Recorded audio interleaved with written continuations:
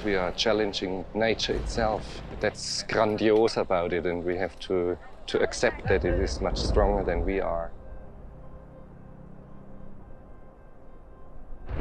Kinski always says it's full of erotic elements. I don't see it so much erotic, I see it more full of obscenity. It's just, and nature here is vile and base.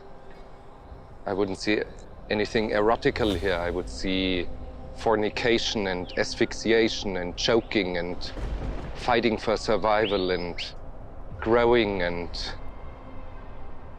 just rotting away. Of course, there's a lot of misery, but it is the same misery that is all around us. The trees here are in misery and the birds are in misery. I don't think they sing, they just screech in pain.